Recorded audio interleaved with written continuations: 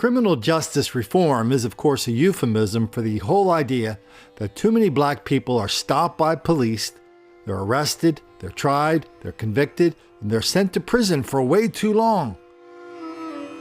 And we know that's true because there's way too many black people in prison. It's wildly out of proportion. Everything is wildly out of proportion. And we all know that white people are doing this too. Here's what that looks like in reality.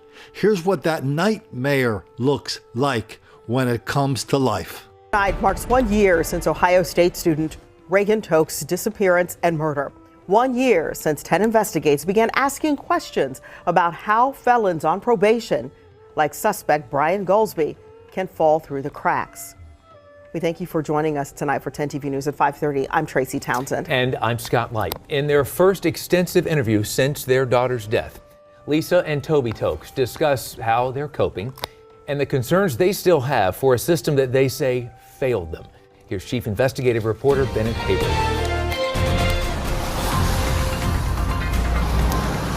Scott and Tracy, it has been a tough year for Lisa and Toby Tokes. It's been exactly 1 year tonight that their daughter Reagan was working here at Bodega in the Short North, and she left the restaurant that night and started heading east along 3rd Avenue. And from what we know, she was making her way along 3rd Avenue towards her car when police say that she was kidnapped in this neighborhood. Now, for the past year, Reagan's parents have tried to piece together why this happened. They've also called for some change in state law and asked for other things like lighting in this neighborhood. Still, that journey for them, they say, has been difficult. This past year has been brutal, to put it bluntly. There's no other way to describe it. It'll never go away. It's difficult, and it's a pain that, unless it's happened to you, you just can't know. For Lisa McCrary Tokes and her husband Toby, figuring out how to cope has been a difficult path. Yes, it has been, because just to function sometimes on a given day, just to be able to get up and put one foot in front of the other is tough. They spoke to us near their Florida home to discuss the year that has followed the unthinkable, the kidnapping, rape, and murder of their oldest daughter, Reagan. The man charged with the crime, Brian Goldsby, has pleaded not guilty and will stand trial later this month. If convicted, he faces the death penalty. They declined to answer questions about him, but spoke freely about their struggle to make sense of what happened. We just miss her every day. There's a huge void in our family. Some holidays, some birthdays have come and gone. They'll never be the same without her. There's always a missing spot in anything that we do. There's an empty bedroom in our home. There's an empty chair at the dining room table. There's a sister. And there's a permanent emptiness in your heart that doesn't heal. Time does not heal all wounds. It does not. Time has also not answered all their questions, namely how a paroled felon like Brian Goldsby could be released from prison homeless, assigned a GPS ankle monitor, and then not closely monitored by parole officers or the community housing facility that later agreed to take him in. Police say data from his GPS ankle monitor places him at the scene of several robberies in the weeks leading up to and the day before Reagan's disappearance, as well as at the park where Reagan's body was discovered. Every single emotion and adjective you want to throw in, we've felt it at some point. As 10 Investigates first reported in November, the Ohio Department of Rehabilitation and Correction may have violated its own 2016 policy by failing to assign exclusion zones that would have restricted Goldsby's movements. Video surveillance from the Columbus bus system shows he traveled throughout the Short North area the night Reagan disappeared. We asked the Tokes about another discovery we made, that Reagan wasn't the first victim of lax monitoring. There were others who fell victim to paroled felons under state supervision who went on to commit additional acts of violence. Well, I think what Lisa and I find difficult, not difficult maybe is the wrong word, but surprising, is that we're not the first victim. Reagan wasn't the first victim. You know that. Everybody knows that these things happen way too frequently.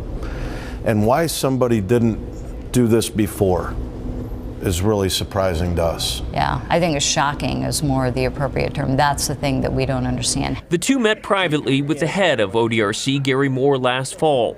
Moore has repeatedly declined to answer 10 Investigates questions. But you guys had one-on-one time with the guy at the top, the guy at the head of the Department of Corrections. I imagine you had that question for him. Were you satisfied with his answer? There's a system, and I will tell you that not one person is capable of making change without the support of a system. That's how I can best answer that.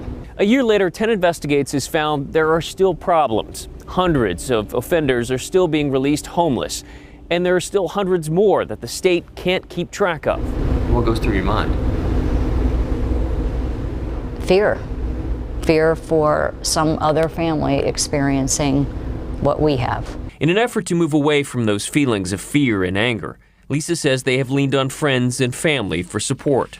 That support has been very, very helpful. Oh, it'll take forever. It'll take the rest of our lives. There's no time frame on it. And all the other emotions never go away. They're always there. It's which ones do you choose to bring to the surface and hang on to propel you forward. Helping them move forward are the cards and gifts the Tokes say arrive at their Florida home constantly. The most touching, Lisa says, are the stories they hear, like the young woman who approached them at Reagan's funeral. She met Reagan when she was in the 2nd grade at the elementary school that they went to. And her family was going through a very bad time, and parents were getting divorced, and it was just a really bad time. And she said that she was only at that school for a week because of her circumstances. And Reagan was the only child that came up to her and was kind to her and befriended her. Sat down and had lunch with her and whatnot. And she said to this day, she still goes through life telling people Reagan Tokes was her friend. And it's things like that how do you not take that and move forward with that in a positive way? Please don't allow the cycle to continue. The Tokes have worked with lawmakers to craft a bill that would drastically change how violent felons in Ohio are sentenced and how they're watched once they're released. Reagan is a number in a long line of other people that have had this happen, and it has to stop. And I refuse to allow her to become just a number and a statistic. That's part of the motivation to do this. Next month, the Tokes are planning an event in Maumee, Ohio, to remember Reagan on what would have been her 23rd birthday. This is an outlet, of course, for us to celebrate Reagan, certainly first and foremost. And the love we had, as Lisa said, for Reagan is immeasurable. I'm sensing a theme here of trying to create something positive out of something tragic. That's all it is. It is, and like I said, it's helped us cope, and it's the right thing to do, and it's what she would want us to do. A murder trial still lays ahead for them. The Tokes say it is not easy being robbed of a child, but they're quick to point out not all has been lost. Love can never be taken, regardless of circumstances on this earth, evil, tragic events, catastrophic events. The love you share with your child and within your family, that never goes away, and that can't be taken from you.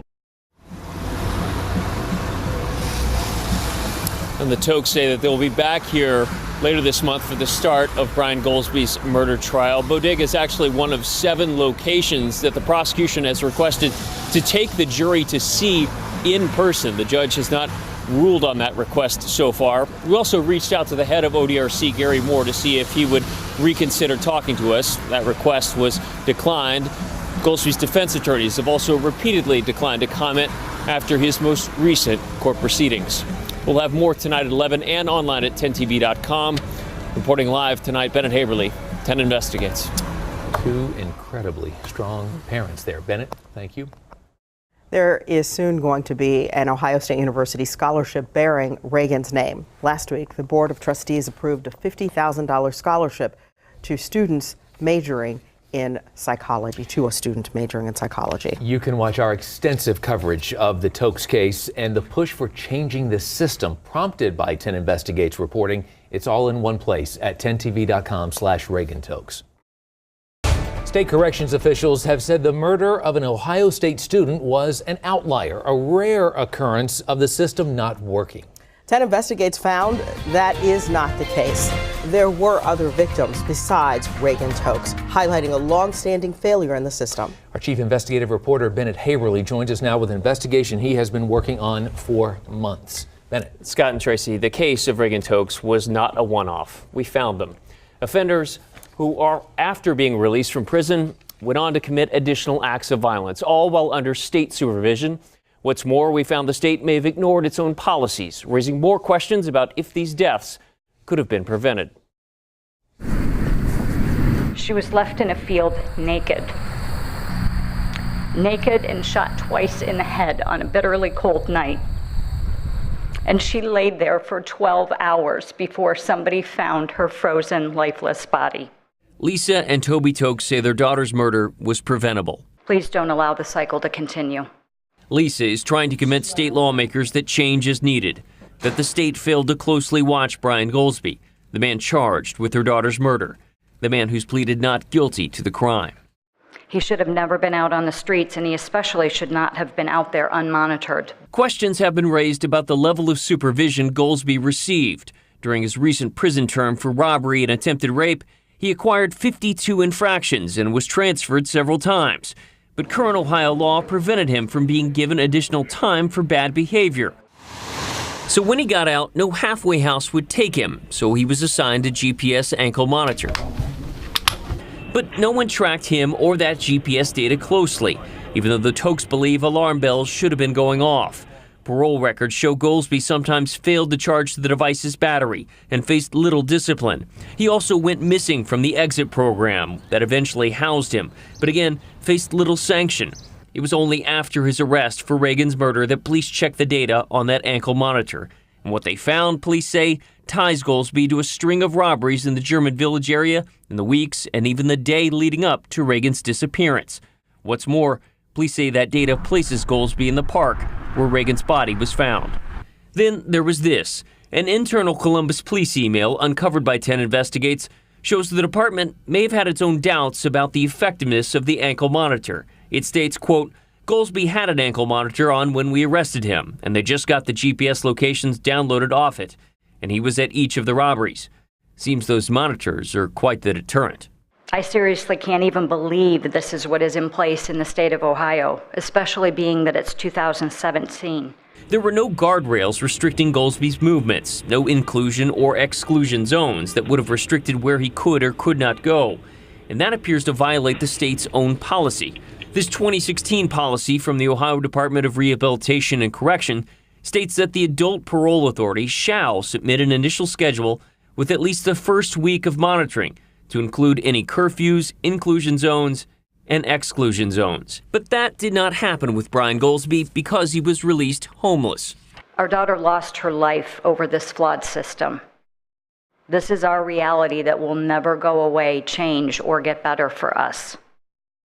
How many others were there before her? There were others. Other victims, other cases all over the state that illustrate a failure to watch some of the most violent offenders. There's obviously no supervision at all. Rhonda Blankenship is one of those other victims. She survived an armed robbery in December of 2013 at this home in Barberton, Ohio. She is the only survivor. Her boyfriend, Johnny Kohler, and his two children, Ashley and David, were shot dead. Court records state two men, Eric Hendon and his younger brother, Michael, came into the home looking for money and drugs. Pretty much witnessed him shooting Johnny, shooting Ashley, and shooting David. That was horrible. And then them coming back at me, that was even scarier, looking down a barrel of a gun. Rhonda lost her eye. A bullet, she says, is still with her, just like those vivid memories. It all happened in 6 minutes, and it seemed like it took forever. It was like a lifetime. 6 minutes? Mm-hmm. and come to find out he was wearing a GPS tracker. That's right. Eric Hendon, the man later convicted of killing her boyfriend and his children, was under the watch of the state when police say he committed the crime. After serving 12.5 years in prison for attempted murder for placing a gun inside a woman and pulling the trigger, Hendon was assigned an ankle monitor through the Oriana halfway house in the Akron area. Authorities were able to use GPS technology to pinpoint Eric Hendon to this house on the night of the murders. The problem was, it was after the fact. If more would have been done, I think that he wouldn't have had the opportunity to do what he did. We found other issues that raised questions about the level of supervision in the state, including 1,375 ex-offenders who have violated their parole and are considered to be at large, meaning the state of Ohio has no idea where they are. Some might say it's a broken system. Yes. And the system needs to be worked on. Years ago, Christy Owens dated this man, Billy D. Anderson. She characterized it as a normal relationship, until she says it wasn't.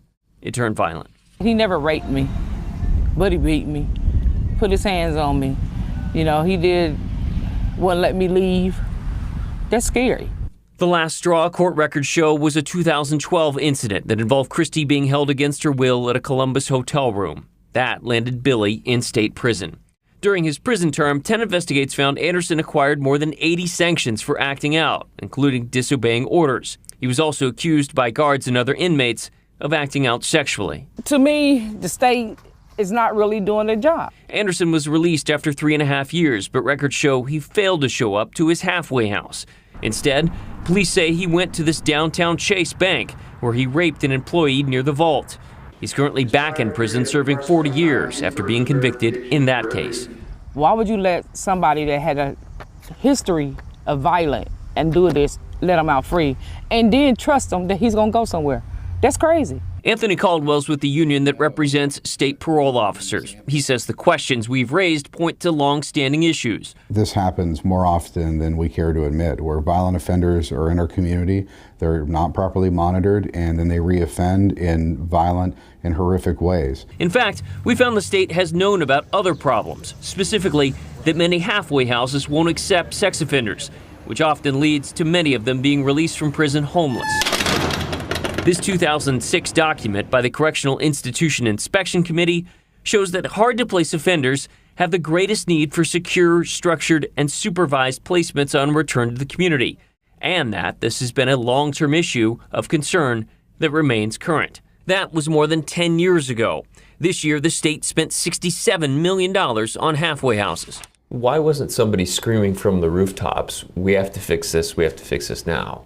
Why wasn't your union? Why weren't the parole officers? Why weren't your voices louder? I mean, for the last decade, we have been working with DRC and raising this issue all the time, saying that we need more manageable caseloads. According to ODRC figures, there are 453 parole officers to cover 38,000 ex-inmates under state supervision. This is a failure of the overall system.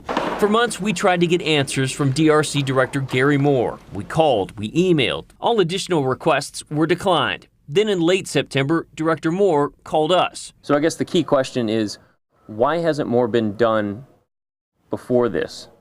The conversation, he said, could not be used for broadcast, which is why we're not airing his response. But we still wanted to question him directly, so we found him the next day at an event in Akron. Hey, Director Moore? Yes. Hi, Bennett Haberly with 10 TV. Yes. Okay. Hey, I was hoping I could ask you a few follow-up questions from our conversation. I'm focused on this. We're not going to talk about this, but let's be focused on this event today. Well, I would say, just take a moment. The Tokes family had said that her death was preventable. We had talked about hard-to-place offenders. You guys have known about for years. Is there anything your agency could have done? Listen, we're going to focus on getting things better for a lot of people today. Thank you. You can't answer a question, sir? That's it. We're done. The state's refusal to answer still leaves questions about why so many voices were silent for so long. And this is the way it has been for years, and nothing has been done about it until now. And we'd like, again, to extend the invite to the state to actually sit down and talk with us and answer our questions. Meanwhile, change is on the horizon, or at least change hopes to be on the horizon. The Reagan Tokes Act, the bill that's currently moving through the State House, would drastically change how prisoners are sentenced, allowing them to be given more time if they misbehave behind bars. It also calls for hiring more parole officers and beefing up how many of these offenders are watched. Coming up tonight at 11, we do know one subject ODRC is watching: us. See the visual evidence and the communication that ODRC is having about 10 Investigates. Well, Bennett, we know you and our entire 10 Investigates team will continue this investigation. We will. Thank you. Yes.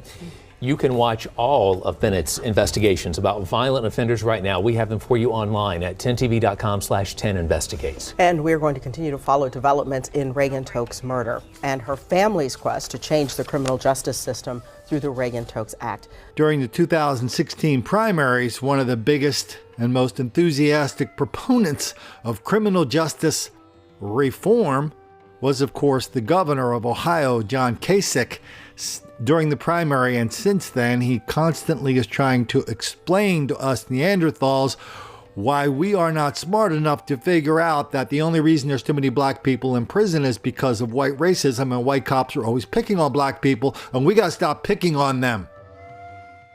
We got to do better. This is what it looks like. And this is what happens to the victims of crime when lawmakers like Kasich and people in Cincinnati and Cleveland and Columbus, when all they care about is not making the black kids angry.